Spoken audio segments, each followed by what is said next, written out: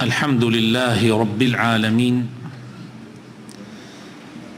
والصلاة والسلام على سيدي وحبيبي وقائدي محمد وعلى آله وصحابته أجمعين. خۆشەویستەکانم مسلمانە بەڕێزەکان، بەردەوامین لەسەر شەرحی کتێبمان هەڵبژاردنی 222 گەوهەر و مرواری لە فەرموودەکانی هەردوو پێشەوە موسلیم و بوخاری. پشت بەخوای پەروەردگار ئەمڕۆ کۆتا دەرسمانە و تەواو ئەبێ ئینشاء الله تعالى. فرمودەی ژمارە 218 عن عائشة رضي الله عنها أن النبي صلى الله عليه وسلم قال: الحمى من فيح جهنم فأبردوها بالماء. إمام بخاري جمارة 3263 وإمام مسلم لجمارة 2210 حديثة أجرنوا. بيغمر فرمي صلى الله عليه وسلم تا لهلمي جهنم، تا لهلمي دوزخة جا بآو فينكي بكنوا ساردي بكنوا. أمريكا لا فرمود إعجازيكاني بيغمري خوشويسمان صلى الله عليه وسلم كالبواري طبي نبوية هاتوا كوات تاب أو فينك أبيتوا يان با يعني بخوش وردن يان بوي أو كسيتاي هي بخيت ناو آوكي فينكو سار يان با برو ضمادات تري بكي بآوي فينك يان بفر بخيت تويو أو كسيتايتي بخيت أو شوناني ك تاکە سار دەکاتەوە بۆ نمونە توێڵی یان دەستی یان قاچی. معنای حەدیثەکە کە پێغەمبەر فەرمێ صلی الله عليه وسلم ئەفەرمێت تا لە هەڵمی جەهەنەمە، زانایان بە چەند شێوازێ تەفسیریان کردەوە. هەندێکیان وتویانە ڕاستی مەسئلەکە هەر وایە، بەس ئێمە نازانین چۆن، یعنی هەر بالفعل تا لە هەڵمی جەهەنەمە. خوای پەروەردگار وا خەڵقی کردووە وەکو چۆن ئینسان لە ئەسڵا لە قوڕ خوا دروستی کردووە، ئیسە گۆشتە. ینی عەقڵی ئینسان ئیسە تو بڵێ ئەگەر خوا ئینسانی لە قوڕ دروست کردووە، هەندێک کەسێ ئەڵێ چۆنەوە نیە ئێمە گۆشتین قوڕیمان. دیارە تایش خوای تەعالا لە هەڵمی جەهەنەم دروستی کردووە، هەر وەکو چۆن ئینسان لە قوڕ دروست کراوە. هەندێک لە زانایان بەو شێوە لە حەدیثەکە تێگەن.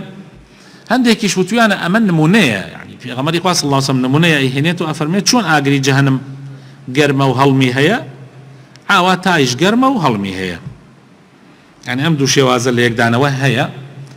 ئێمە زۆر قول نابینەوە لە مەوزوعەکانە، ئێمە زیاتر ئەڵێین خوا خۆی ئەزانێ، پێغەمبەری خوا صلی الله علیه وسلم خۆی ئەزانێ مەبەستی چییە، بەس زاهیر تا گەرمە و هەڵمی هەیە وەکو چۆن جەهەنەم وایە. ئایا خوای گەورە لەوە دروستی کردووە ئەوەی تر ئەمێنێتەوە لای پێغەمبەری خوا صلی الله علیه وسلم ئەو لێزانێ. ئێمە مهم لەسەرمان معنای بەشی دووەمی حەدیثەکەیە کە پێغەمبەر صلی الله علیه وسلم فەرمێ بە ساردی یان بە ئاوی سارد یان بە فێنکی کەنەوە.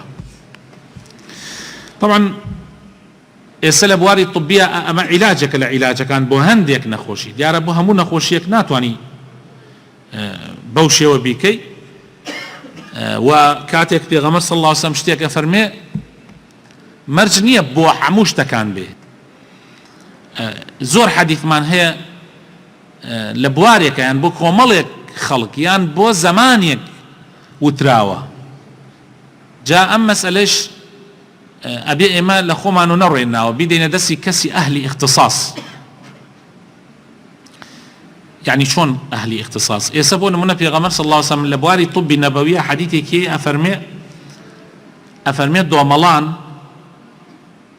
دۆمەڵان ئاوەکەی شیفایە بۆ چاو، دۆمەڵان ئاوەکەی شیفایە بۆ چاو. باشە برادەرێک ئەم حەدیثەی خوێندو بۆ ڕۆیشت بوو ئاوی دۆمەڵانی دەرکرد بوو دانە دانە خۆی و مناڵەکانی ئاوی دۆمەڵانی کردو چاویان هیچ مشکلەیەکیانیش نەبوو فەقیرانە تا 4-5 ڕۆژ ئێش و ئازاری چاو و عەزیەتدانی چاویان و ئەمانە هەمە ویستی دووبارەی کاتەوەی تر منوتم تۆ ئەوە بۆچی ئاوا چاوتان سوور بۆ ئەمانە وەڵا ئاوی دۆمەڵانمان کردوتە چاوم. پێغەمبەر صلی الله علیه و سلم فەرمێ ئاوی دۆمەڵان شیفایە بۆ چاو. وتم ئاوی دۆمەڵان 100% شیفایە بۆ چاو بەس نەک تۆ بیکەی بە کەیفی خۆت چۆن بتەوێ ئاوا تۆ هیچ لە بواری طب هیچ شارەزاییەکت نییە چاوی مناڵەکانتیش کوێر مەکە عەزیزەکەم.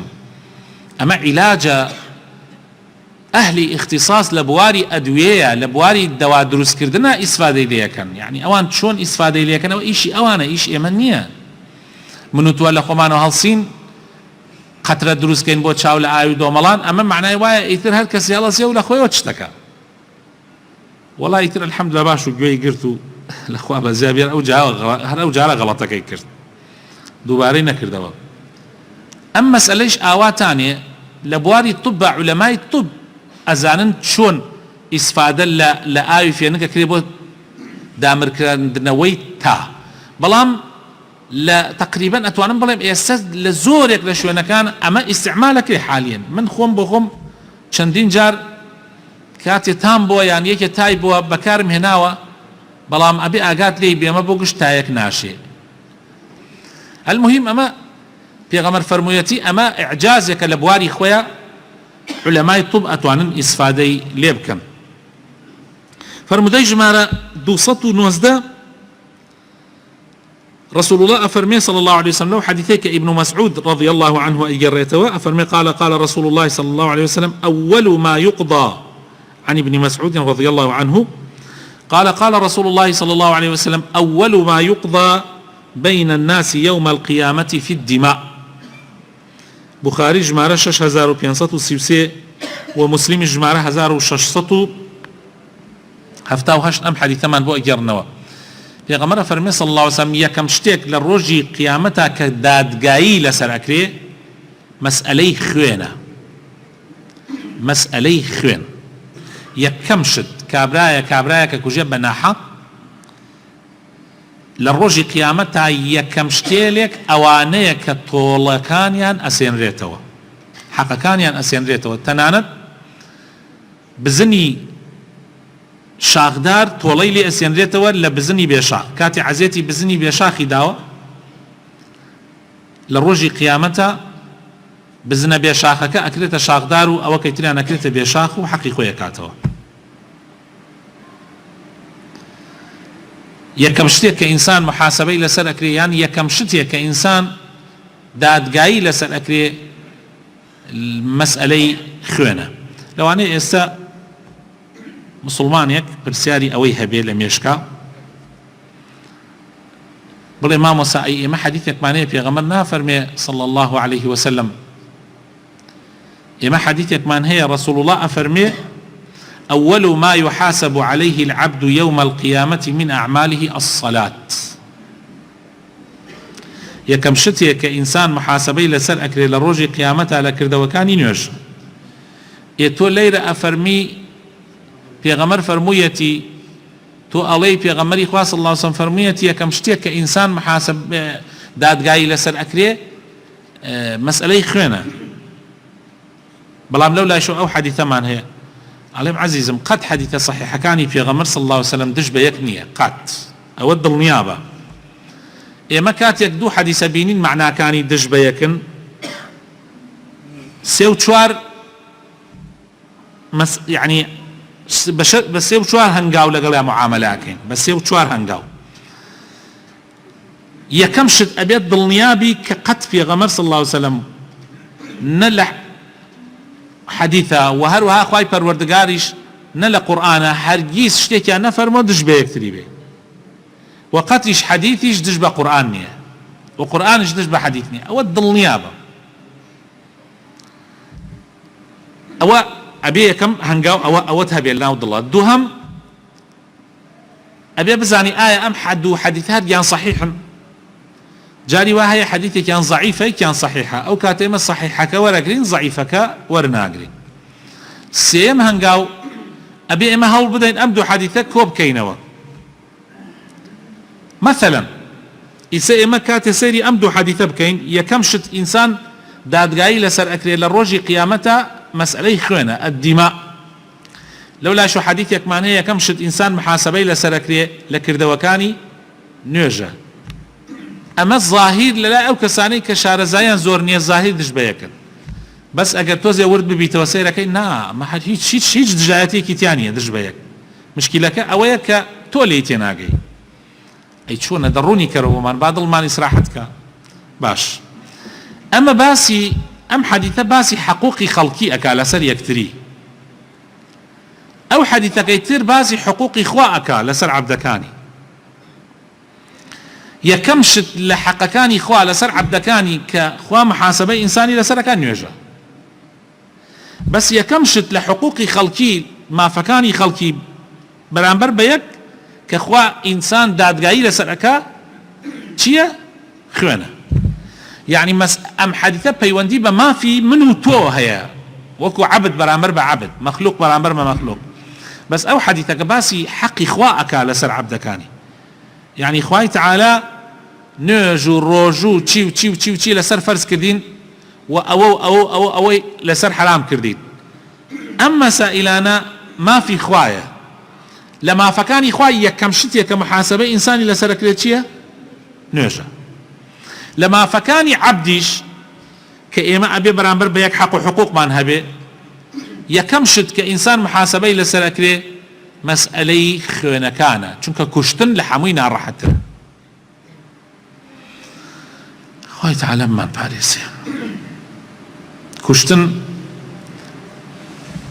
خوای تعالی لە قورئانی پیرۆزە ئەفەرمێ ومن يقتل مؤمنا متعمدا فجزاؤه جهنم خالدا فيها وغضب الله عليه ولعنه وأعد له عذابا عظيما. خوای گەورە بە خاتر ناوجوانەکانی خۆی لە کوشتن بمان پارێزێ. خوای تعالی فیتنە و فەساد لە نێومان نێڵێ ئینشاءالله. فرمودەی ژمارە 220 هەندێک لەوانەی کە خوای تعالی ئامادەی کردو بۆ ئەهلی بەهەشت. عن أبي هريرة رضي الله عنه قال قال رسول الله صلى الله عليه وسلم قال الله تعالى أعددت لعبادي الصالحين ما لا عين رأت ولا أذن سمعت ولا خطر على قلب بشر فاقرأوا ما شئتم فلا تعلم نفس ما أخفي لهم من قرة أعين جزاء بما كانوا يعملون. سورة السجدة آياتي هفده. إمام بخاري جمارة 3244 وإمام مسلم جمارة 2824. أم حديث من بو أجرنا خواهي تعالى خواهي برزو بلنت أفرمي يعني أم حديثك قدسية چونکە هەت کاتێ پێغەمبەر صلی الله علیه و سلم بفەرمێ خوا فەرموویەتی یعنی حەدیثەکە قودسیە، یعنی حەدیثی پیرۆزە. ئەمە ئەفەرمی ئەوەی بۆ عەبدەکانم ئامادەم کردووە، شتێلێکم لە بەهەشتا بۆیان ئامادە کردووە کە هەرگیز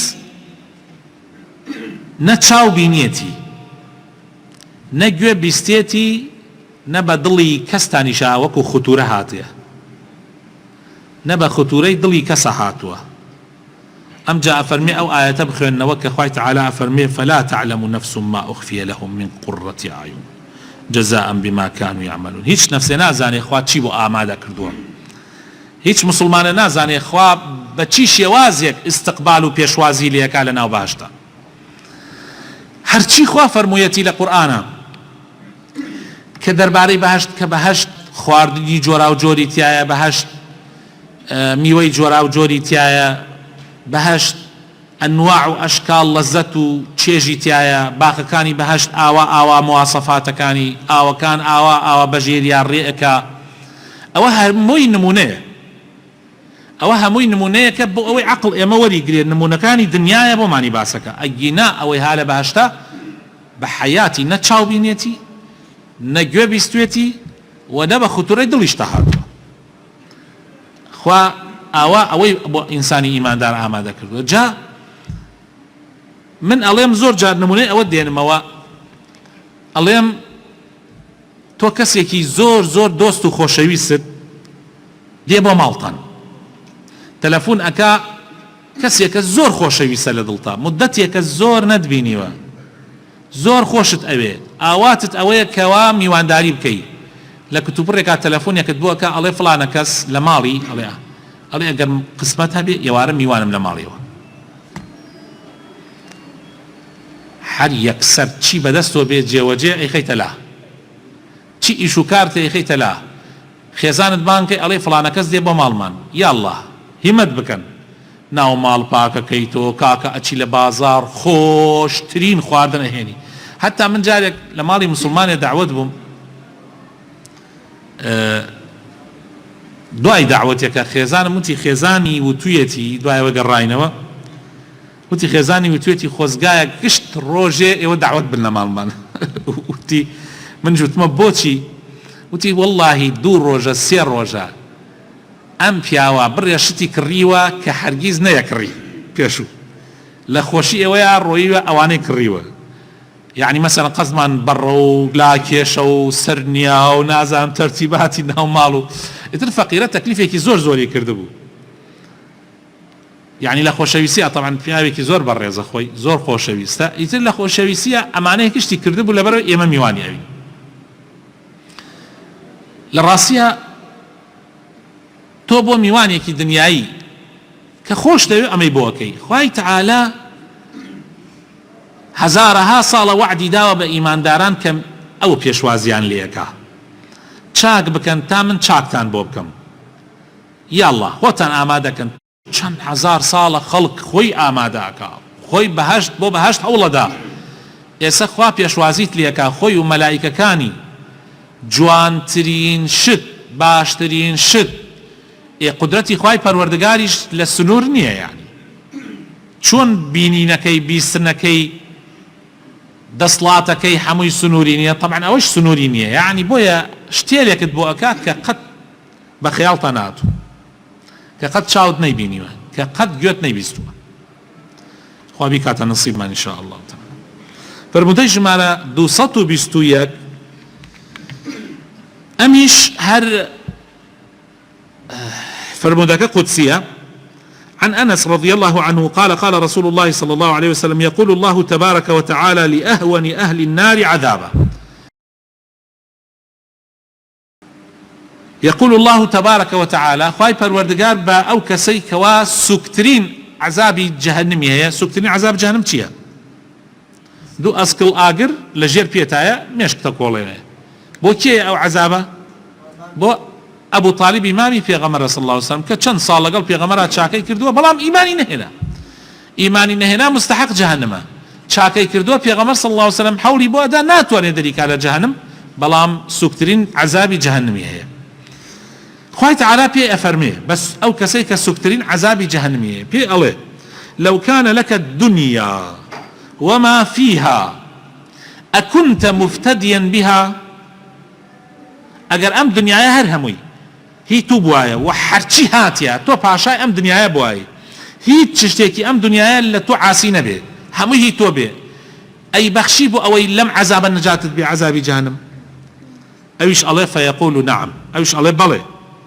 جاء أم جاء أخوي تعالى فرميه فيقول قد أردت منك أهون من هذا وأنت في صلب آدم ألا تشرك أحسبه قال ولا أدخلك النار فأبيت إلا الشرك إمام بخاري جمارة 6557 وإمام مسلم جمارة 2805 خواه تعالى بو كابرايا الله يعني سكترين عذابي هي الله أم دنيايا هر هموهيتو بوايا أدبخشي لبيناو أوي أمرو لم سزايا رزقارت بي الله أنا والله ربي أوي شفر من زور لو كم ترم لداواي كردي كاتي لبشتي باوك تابوي لپشتی باوکە گەورەتا بووی کە ئادەمە من داوای زۆر لەمە کەمترم لێ کردی وتم تەنها شەریک بۆ من قەرار مەدە ئیتر من بەهەشت ئەکەمە نصیبی تۆ تەنها شەریک قرار مەدە. إن الله لا يغفر أن يشرك به، يعني تەنها شەریک قەراردانەکە خوا لێی خۆش نابێ، غيري أو خوا لە هەموو گوناحێتر خۆشە بێ، ويغفر ما دون ذلك، غيري أو خوای تعالى لە هەموو گوناحێکی تر خۆشە بێ، يعني هەر گوناحێکت کردی بێ قابلە بەوەی کە خوا لێی خۆش بێ، إلا شەریک قەراردان نەبێ، بەڵام تو هەر بڕیارتدا إلا شرک بکەی، ئیتر دەبیت شێشە و بۆ خۆت تایە بژێ. آخر حەدیثی کتێبەکەمان خوای پەروەردگار لە گوناحمان خۆش بێ و بۆمانی بنووسێ لە دنیا و لە قیامەتە. فرمودەی ژمارە 222 عن أبي هريرة رضي الله عنه عن رسول الله صلى الله عليه وسلم قال: انظروا إلى من هو أسفل منكم ولا تنظروا إلى من هو فوقكم فهو أجدر أن لا تزدروا نعمة الله عليكم. إمام بخاري جمارة 6490 وإمام مسلم جمارة 2963. واتا بردوام لجياني دنيايا أي مسلمان تماشای ئەوانە بکە کە لە خواری خۆتۆن، یعنی لە مەسەلە دنیاە کانە قەت تەماشای ئەوانەی سەرەوەی خۆت مەکە، ئەمە باشترە بۆ تۆ نەوەکو خوا نەخواست تەماشاکردنی سەرەوە وات پێ بکە نیعمەتەکانی خوات لا بێقیمەت بکە. لە مەسئلەی دنیاییە خۆشەویستەکانم، لە دنیایە قەت سەیری ئەوانەی بانی خۆت مەکە، قەت مەڵێ فڵانە کەس سیارەی ئاخر مۆدێلە ئاخر گرانبەهایی هالە ژێرە، ڕەنجۆڤەرێکی هالە ژێرە، ئەوەنە دەفتەرە، من چیمەیە؟ من تەنها پاسکیرێکم هەیە، من تەنها ماتۆڕێکم هەیە. لە دنیاییە ئاوا بیر مەکەرەوە، قەت لە دنیاییە بیر لەوە بکەرەوە تۆ کە ماتۆڕێکت هەیە خەڵک هەیە وە پێڕێەکە، کاتێک ئەگەر تەنها تووە پێڕێتە کرد وا بیرکەرەوە بڵێ فڵانە کەس پێیشی نییە. من نمونێ ئەو کابرایان بۆ هێنانەوە سەفەرێکی دووری هەبوو بە پێ طبعا بەلای ئاواییەکە ڕەت بوو بانگی عەسریدا، ئەم کابرایەش وتی با بڕۆم لە مزگەوت نوێژەکەم بکەم و سەفەرەکەم بەردەوامە بم لەسەری. چوو لە مزگەوت دیەکە نوێژ بکات، نوێژی جەماعەت، دوای ئەوە نوێژەکەی تەواو کرد و دەرچوو تەماشای کرد پێڵاوەکانیان دزیوە، پێڵاوەکانی براوە، دەبێت و لە لادەیەکا بێ پێڵاوەکان ببرێ، آخر لە شارابی باشترە و سەفەرێکی دووریش ها لە بەردەمن. کابرا زۆر بێتاقەت بوو، زۆر لە دڵ خۆیەوە ئەوێت ئەی باشە ئیسە من بۆ هاتم بۆ مزگەوت، ئەی لەو دەشتە نوێژەکەم کردایە، یعنی ئەوە دێتە دڵگشتمانە. بەڵام دەرچوو لە دەرگای مزگەوتەکە تەماشای کرد کابرایەکی سوالکەر دانیشتو هەردوو قاچی بڕاوەت، ئەو کاتە شکری خوای پەروەردگاری کرد و سوژدەی برد وتی یا ڕەبی سوپاس بۆ تۆ، بەس نوێ من هەردوو قاچم هەیە. زۆر داوای لێبوردن ئەەکەم ڕەبی کە هاتە خەیاڵما کە من بۆ هاتم بۆ مزگەوت نوێژ بکەم، زۆر جا دێتە خەیاڵمانە. بەڵام دائیمەن ئێمەی مسلمان لە هەموو ئەو شتانە کە هەیمانە تەماشای خوارەوەی خۆمان بکەین لە مەسەلە دنیایەکانە. خەڵکێکەیە مەسەلەن بۆن منە خانی باشیە من هام لە کرێچیە، بیر نەکەم ئەو خانی باشیە هام لە کرێ، الحەمدولیلا بەس نوێمە کرێکەم بۆ درێ، سواز بۆ ئەو خوایە من الحەمدولیلا موچەیەکم یان کاسبیەکم هەیمە کرێکە ئەدەم، قەرزار کرێکە نیم. ئینشاء الله بەیانی مناڵەکان گەورە ئەون و ئیشی باشیان ئەبێت و ئینشاء الله خانووی خۆمیش ئەبێت و ئاوا بیرکەرەوە. بەس لە مەسەلە قیامەتیەکانە خۆشەویستەکانم تۆ خەفەت بخۆ کە ئەم ڕەمەزانە نقصانیت هەبووە، مسلمان وا هەبووە 3 جار ختمای کردووە، تو 2 جار ختمت کردووە، خەفەت بخۆ، یعنی بڵێ خۆزگای منیش سێم بکردایە. مسلمان وا هەیە توانوێتی هەموو تەراویحەکان لە مزگەوت بکە، بەس بەداخەوە من نەمتوانی هەنێکی بکەم، یعنی هەوڵ بدە پێشبڕکێ بکە. من زۆر جار حەسوودی بەو برابە ڕێزانە ئەبینم، حەسوودیەکی ئیمانیانە نەک حەزەکەم خوانەخواز ئەوان، ئەو برانەی کە بانگ ئەدەن، مەسەڵەن مامۆستا عومەر بانگ ئەدا، لە دڵ خۆم ئەڵێم خۆزگایە منیش دەنگم خۆش بایە بانگ بدە، حاجی عوسمان بانگ ئەدا ئەڵێم خۆزگایە منیش بمتوانێ وەک ئەو بانگ بدەم. ئەمە لە مەسەلەی قیامەتیە تۆ هەوڵ ئەدەی لەوانە بی کە لەسەرەوە دائما تەماشای سەرەوەکە مەڵێ بەخوا کۆرە باشە من بەس نوێژەکەم خەڵکی هەر نوێژیش ناکە ئاوانە ئەمە قیامەتیە وا مەڵێ ئەمە قیامەتیە بڵێ سەیری سەرەوە بکە منافەسە بکە وەفی ذلك فليتنافس المتنافسون لمسألة قيامتية لمسألة بهشتا بيش بركبك بس لمسألة الدنيا كان بيش بركبك